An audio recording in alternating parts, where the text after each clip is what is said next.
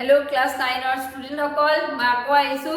এটা নতুন টপিক লৈ এটো আছে সমগতি বা সুসমগতি আৰু এটো টপিকৰ বিষয়ে আজি আমি আলোচনা কৰা হা প্ৰথম কথা আছে সমগতি বা সুসমগতি বুলি ক'লে দুটা বস্তু তাত সোমাই থাকে এটা হৈছে সমদ্ৰুতি আনটো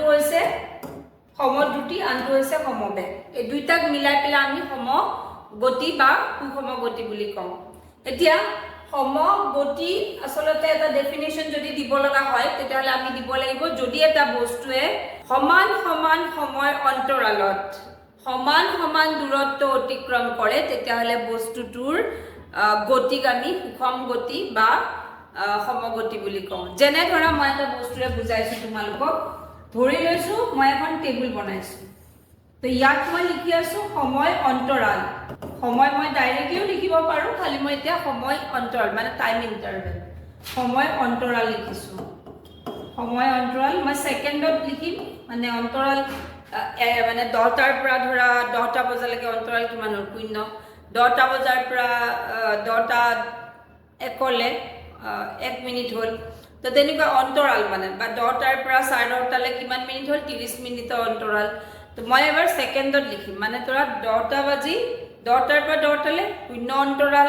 10টাৰ বাজি 1 সেকেন্ড গতিকে অন্তৰাল কিমান হ'ল 1 সেকেন্ড 10টা বাজি 2 সেকেন্ড অন্তৰাল কিমান হ'ল 2 সেকেন্ড তো গতিকে মই প্ৰত্যেকৰে অন্তৰাল লিখিম সময় অন্তৰাল আৰু ইয়াত মই লিখি যাম দূৰত্ব এটা বস্তুৰ মই গতি নিৰীক্ষণ কৰি প্ৰত্যেকটো সময় অন্তৰালত প্ৰত্যেক 1 সেকেন্ডৰ মূৰে মানে মই বস্তুটোৱে কিমান দূৰত্ব অতিক্ৰম কৰিছে মই চাই যাম আৰু মই দূৰত্ব মেজাৰ কৰিম মিটাৰত আৰু তাৰ লগে লগে মই দ্ৰুতি নিৰ্ণয় কৰি যাম এটোৰ একক হ'ব মিটাৰ পাৰ সেকেন্ড ধৰি লৈছো মই 10টা বজাত বা 9টা বজাত মই ষ্টাৰ্ট কৰিছো মোৰ অবজাৰভেচন তো 9টাৰ পৰা 9টালে বা 10টাত যদি মই আৰম্ভ কৰো 10টাৰ পৰা 10টালে অন্তৰাল হ'ব 0 আৰু ধৰি লৈছো এটো সময়ত বস্তুটো ৰখি আছিল যত তাৰ নিৰ্দিষ্ট স্থান সেই জায়গাটোতে কি ৰখি আছিল গতিকে মই লিখিম তাৰ দূৰত্ব অতিক্ৰম কৰা দূৰত্বৰ মান 0 1 সেকেন্ডৰ পিছত তাৰ ধৰি লৈছো 10 মিটাৰ গ'ল 2 সেকেন্ডৰ পিছত হি ধৰি লৈছো মই 10 মিটাৰটো গতিকে এটো 20 মিটাৰ গ'ল 3 সেকেন্ডৰ পিছত 30 মিটাৰ গ'ল 4 সেকেন্ডৰ পিছত হি 40 মিটাৰ গ'ল গতিকে সমান সমান সময় অন্তৰাল কিমান সময়ৰ 1 সেকেন্ড দূৰত্ব কিমান অতিক্ৰম কৰিছে প্ৰত্যেক 1 সেকেন্ডৰ মূৰে 10 কৈ বাঢ়ি গৈছে গতিকে প্ৰত্যেক 1 সেকেন্ডত বস্তুটোৱে অতিক্ৰম কৰা দূৰত্বৰ মান হৈছে 10 মিটাৰ অৰ্থাৎ সমান সময় অন্তৰালত বস্তুটোৱে সমান দূৰত্ব অতিক্ৰম কৰিছে গতিকে বস্তুটোৰ এই গতিক আমি কি বুলি কম সমগতি বা সুসমগতি বুলি কম আৰু ইয়াৰ লগে লগে যদি মই দ্ৰুতি নিৰ্ণয় কৰো দ্ৰুতিৰ মান মই একে পাম অনবৰতে বস্তুটোৰ দ্ৰুতিৰ মান একে থাকিব চোৱা এতিয়া দ্ৰুতি মানে তোমালোকে জানা যে দূৰত্ব ডিভাইডেড বাই সময় তো দূৰত্ব ডিভাইডেড বাই সময় এটো মনত ৰাখিবা তা দূৰত্বক মই এছেৰে বুজাও আমি মানে কিতাপত এছেৰে বুজাইছে সময়ক টিৰে বুজাইছে আৰু দ্ৰুতিক ভিৰে বুজাইছে সো v = s/t এটো হৈছে ফৰ্মুলা আৰু এটো হৈছে তাৰ একক ভুল নকৰিবা মিটাৰ পাৰ সেকেন্ডটো হৈছে তাৰ একক SI একক দ্ৰুতি আৰু v = s/t টো হৈছে দ্ৰুতি উলিওৱাৰ ফৰ্মুলা গতিকে দুটাৰ লগত কনফিউজ নহবা তেনেকে দূৰত্বৰ সিম্বল হৈছে s দূৰত্ব বুজাবলৈ আমি s ব্যৱহাৰ কৰো কিন্তু দূৰত্ব যদি আমি প্ৰকাশ কৰিম তেতিয়া এটা সংখ্যাৰ প্ৰয়োজন হ'ব সংখ্যাটোৰ লগত এটা এককৰ প্ৰয়োজন হ'ব যেটো মই আগৰ ভিডিও কেইটাত তোমালোকক কৈ থৈছো সেই এককটো হ'ব মিটাৰ যদি SI সিস্টেমত আমি প্ৰকাশ কৰো আৰু যদি CGS ত কৰো তেতিয়াহলে সেন্টিমিটাৰ তেনেকে সময় অন্তৰাল আমি সময় বুজাবলৈ আমি টি ব্যৱহাৰ কৰো ইন জেনাৰেল আৰু যদি তাৰ একক আমি কওঁ তেতিয়াহলে জেনাৰেলি SI বা CGS ত এটো সেকেন্ড হ'ব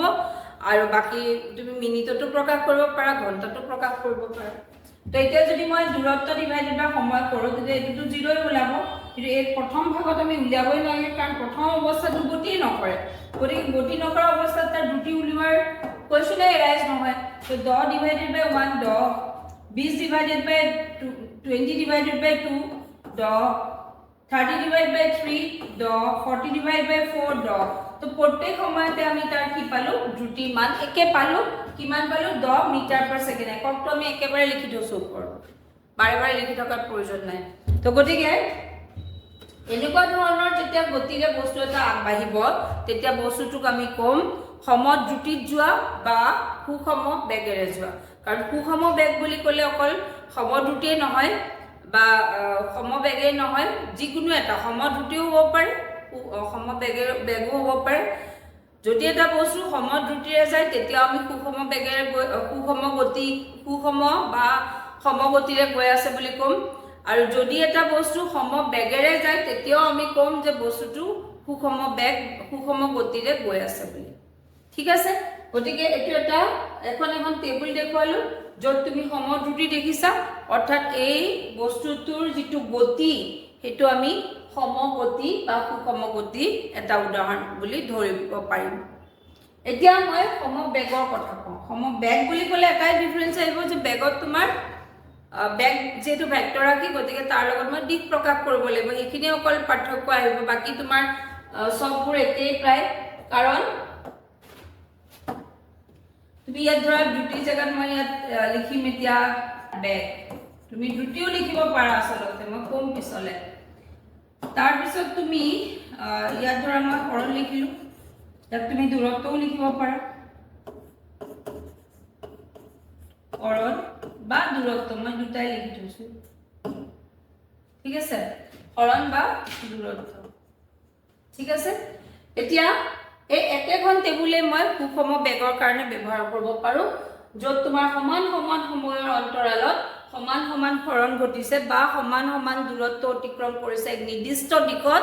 গতিকে প্ৰত্যেক সময়তে আমি বেগৰ মান সমান পাইছো গতিকে বস্তুটোক আমি কি গতিৰে গতি কৰা বুলি ক'ম সুষম গতিৰে বা সমগতিৰে গতি কৰা বুলি ক'ম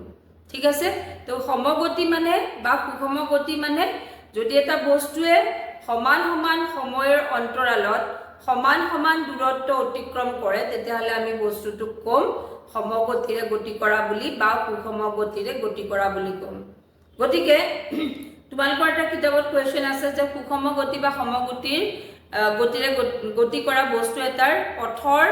আকৃতি কেনেকুৱা হ'ব যিকোনো পথ হ'ব পাৰে কাৰণ যদি দ্ৰুতিৰে গতি কৰে তেতিয়া আমি সমগতি বুলি ক'ম সমবেগেৰে গতি কৰে তেতিয়া আমি সমগতি বুলি ক'ম গতিকে দুইটা মিলাই পেলাই যদি আমি চাওঁ তেতিয়াহলে সুষম গতিৰে বা সমগতিৰে গতি কৰা বস্তু এটাই যিকোনো এটা মানে ৰাস্তায় যাব পাৰে তো একাবেকাও হ'ব পাৰে সিধাও হ'ব পাৰে গোলো হ'ব পাৰে তো যদি কথাটো হৈছে যদি বস্তু এটাই সমান সমান সময় অন্তৰালত সমান সমান দূৰত্ব অতিক্ৰম কৰে তেতিয়াহলে আমি এটো সমগতিৰে গতি কৰা বুলি কওঁ ঠিক আছে তেনেকৈ আকৌ যদি এটা বস্তুৱে সমান সমান সময়ত সমান সমান দূৰত্ব অতিক্ৰম কৰে তেতিয়াহলে সমদ্ৰুতি বুলি ক'ম কিন্তু যদি এটা বস্তুৱে সমান সমান সময়ত সমান সমান দূৰত্ব অতিক্ৰম কৰে এক নিৰ্দিষ্ট দিশে তেতিয়া হয়তো হৈ যাব সমবেগ তো ডিফাৰেন্সটো কি আহিলে বেগ যদি অকল সমবেগ চাওঁ তেতিয়াহলে আমি ক'ব লাগিব যে সমান সমান সময়ৰ অন্তৰালত সমান সমান দূৰত্ব অতিক্ৰম কৰিছে এক নিৰ্দিষ্ট দিশত তেতিয়া এটো হৈ যাব সমবেগ যদি আমি কওঁ এটা বস্তুৱে সমান সমান সময়ৰ অন্তৰালত সমান সমান দূৰত্ব অতিক্ৰম কৰিছে হৈ গ'ল দিশৰ কথা ক'ব নালাগে তেতিয়া এটো হৈ যায় সমদ্ৰুতি এতিয়া দুইটা মিলালে হয় সমগতি গতিকে সমদ্ৰুতিও সমগতিৰ এটা অংশ সমবেগো সমদ্ৰুতিৰ এটা অংশ ঠিক আছে গতিকে সমগতিৰে গতি কৰা বস্তু এটাৰ ৰাস্তাটো কেনেকুৱা হ'ব বুলি ক'লে যিকোনো হ'ব পাৰে কাৰণ সমদ্ৰুতিটো সমগতিৰে এটা পাৰ্ট সমদ্ৰুতি হ'বলেতো কোনো ৰাস্তা নিৰ্দিষ্ট নালাগে গতিকে যিকোনো এটা বস্তু যদি সমগতিত আছে তাৰ দিশ যিকোনো মানে ৰাস্তাটো বেকাবেকিও হ'ব পাৰে সিধাও হ'ব পাৰে যদি তোমালোকে বুজিছো বুলি লিখিবা ভিডিঅ'টোত আৰু যদি নাই বুজা তেতিয়াহ'লে আকৌ মই বুজাই দিম এবাৰ ক'বা তোমালোকে কথাটো থেংক ইউ